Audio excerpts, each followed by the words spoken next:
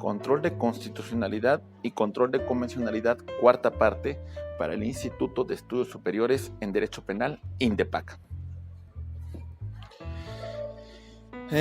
Dentro de ese tema es muy importante destacar que el control de convencionalidad tiene un objeto fundamental, un objeto determinante, que todo acto de autoridad de los miembros, de los jueces, de los órganos administrativos, de cualquier autoridad que forme parte del sistema interamericano de derechos humanos, se adecuen a lo que establece la Convención Americana de Derechos Humanos y sus protocolos adicionales. En ese sentido, debemos entender que el control de convencionalidad, al igual que el control de constitucionalidad, se divide en dos tipos de control: control concentrado de convencionalidad y control difuso de convencionalidad.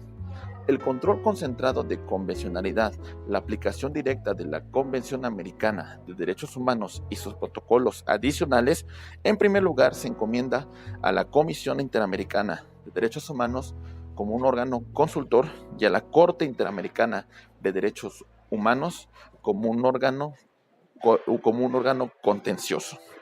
Pero por otra parte también tenemos un control difuso de convencionalidad, surgido a partir de las distintas resoluciones que ha emitido la Corte Interamericana de Derechos Humanos y principal por un voto particular del jurista mexicano don Sergio García Ramírez en el asunto Mirna Machan contra Guatemala y en el asunto Almonacid Arellano contra Chile.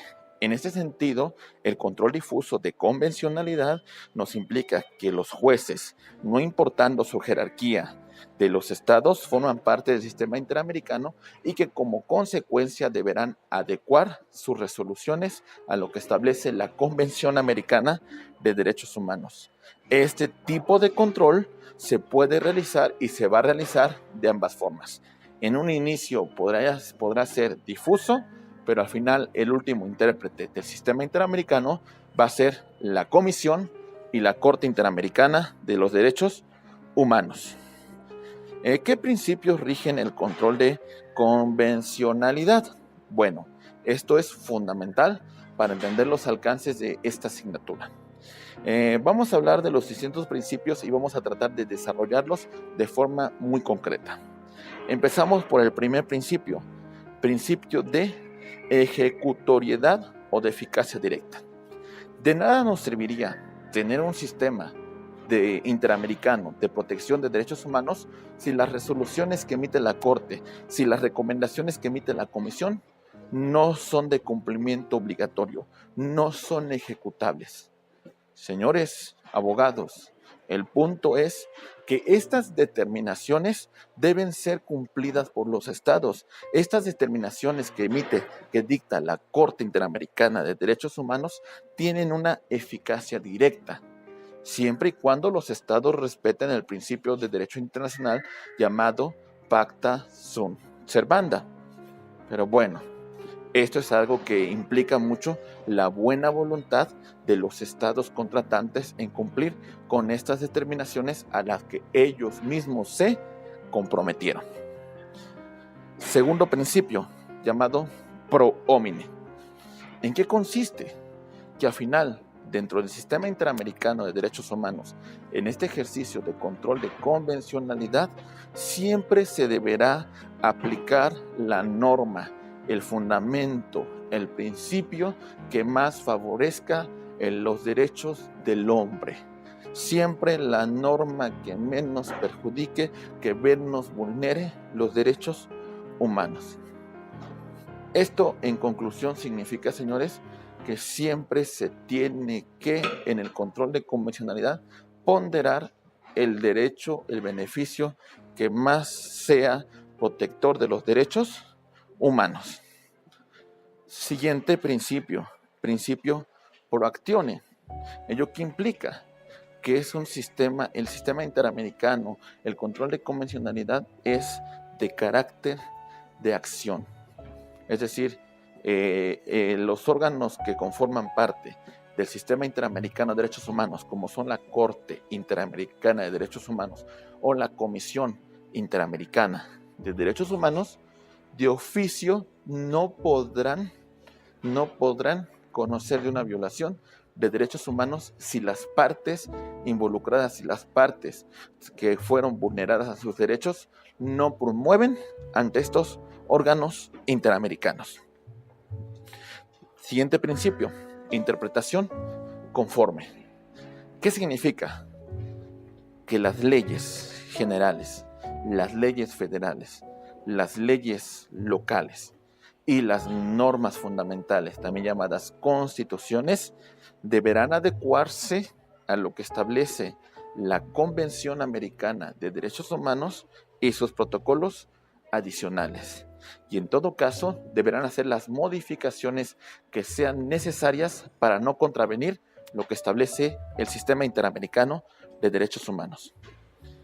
Progresividad implica que los derechos humanos jamás deben ir en retroceso.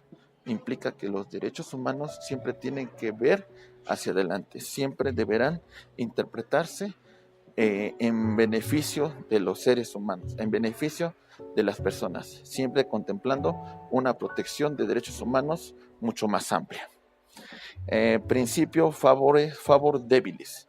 Significa que en alguna situación de vulnerabilidad, en alguna situación que pueda restringirse el derecho de una persona en una situación de desventaja, deberá de interpretarse, deberá de aplicarse la norma siempre en una perspectiva de género, en una perspectiva de equidad, en una perspectiva de protección de derechos humanos. El último principio es principio de irreversibilidad. Implica de alguna manera que las resoluciones que va a emitir los órganos del Sistema Interamericano de Derechos Humanos se emitirán hacia futuro. Sin embargo, en algunos casos pueden tener efectos reversibles, es decir, efectos retroactivos, como en el caso Almonacid Arellano contra Chile, o en un caso de amnistía que en su momento el gobierno peruano había establecido para el perdón de los delitos cometidos durante la dictadura de Alberto Fujimori. Pasos que debemos seguir para el ejercicio adecuado del control de convencionalidad. Bueno, punto número 1. Partir del principio de constitucionalidad y convencionalidad. ¿Qué implica esto? Analizar la norma de un caso en concreto a la luz de la Constitución y a la luz de la Convención Americana de Derechos Humanos. Para que sobre una vez teniendo esta tesitura, pasamos al segundo punto. Realizar una interpretación de la norma nacional conforme a la Constitución y conforme a los parámetros del control de convencionalidad. De esta perspectiva, vamos a optar por la interpretación de la norma más favorable y de mayor efectividad en la tutela de los derechos y libertades del gobernado. En este punto, vamos a desechar las interpretaciones incompatibles o de menor alcance protector, o que tiendan a no ser tan protectoras de los derechos humanos.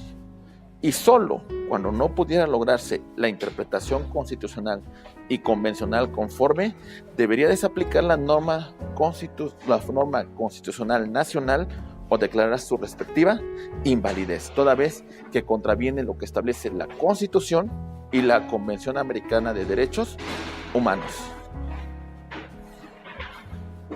Bien amigos, con esto hemos terminado esta asignatura de control de constitucionalidad y control de convencionalidad. Esperamos que haya sido importante la misma para su estudio de la asignatura y por favor, el INDEPAC, siempre preocupado por un desarrollo de sus alumnos, prepara este material. Traten de darle difusión, por favor estudien detenidamente, revisen la siguiente bibliografía que recomienda el INDEPAC. Por ejemplo, el primer libro se llama El ABC de los Derechos Humanos y del Control de Convencionalidad, del doctor Miguel Carbonell, editorial Porrúa. También asimismo tenemos El Control de Convencionalidad y Efectos de las Sentencias, de Ignacio Francisco Herrerías Cuevas, de Ubi Ius. También tenemos el control difuso de constitucionalidad y convencionalidad de la Suprema Corte de Justicia de la Nación en su número 4. Pues bien, mis estimados amigos, muchas gracias por la atención brindada en este video. Como siempre, el Instituto de Estudios Superiores en Derecho Penal agradece su atención y su amigo Héctor Martínez Sandoval agradece la misma. Dios los bendiga. Muchas gracias.